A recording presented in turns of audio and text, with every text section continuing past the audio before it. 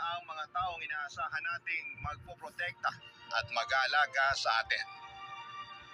Sila ang unang tinatakbuhan natin sa oras ng pangangailangan. Pero may mga pagkakataon na sila din ang magdudulot ng pinakamatinding sugat sa ating puso dahil sa mga pinili nila sa buhay. Ikaw, kabarangay, may lakas ka bang patawarin at yakapin ang sakit na kanilang kung taga-suporta ng Barangay Love Stories?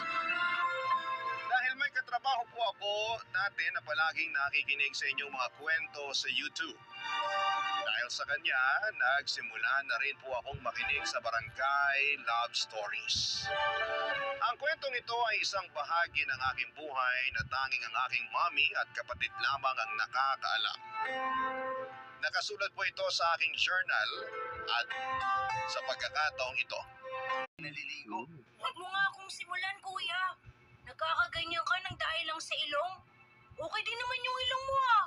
Parang isda. Boneless. Ganun ha?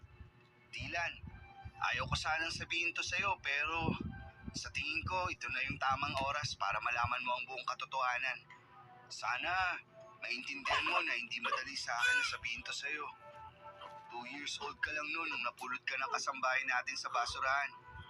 Hindi alam ng kasambahay natin kung ano ang gagawin niya noong mga panahon na yun. Kaya si mami na ang nagpaubaya at nagpalaki sa'yo. Anong akala mo sa akin 5 years old? Hoy, lumang tugtugi na yan. Balikan mo na lang ako pag nakapag-isip ka na ng bago. Eto naman, di na mabiro. Nga pala, asa si mami? Namamalengke yata. Kanina pa wala dito yun. Ang sabihin mo, baka nagbubulakbol. Ang di ko rin kasi maintindihan dito kay mami. Para siyang teenager kung umasta. Kung yung ibang nanay dyan, sobra-sobra yung pag-aalaga at pag-aaruga sa mga anak nila. Tayo naman parating naiiwan sa bahay kasama yung maid. Di ko tuloy maiwasan mainggit dun sa mga kaibigan kong pinag-iigpitan ng mga nanay nila. Ako, bahala ako dyan. Huwag mo ko idamay. Ayokong paghigpitan ako, no? Tsaka, isa pa, ayaw mo nun? Pwede tayong kumain at maglaro ng video games buong maghapon. Kung sa bagay, pero mas maganda sana kung may tatay tayong kasama dito, no? Ay, yang si mami talaga. Sana naman makahanap na siya ng matinong lalaki.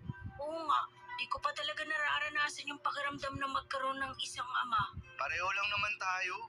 Yung tatay ko, di ko na rin naabutan. Tapos yung tatay mo naman, sobrang bata mo pa nun.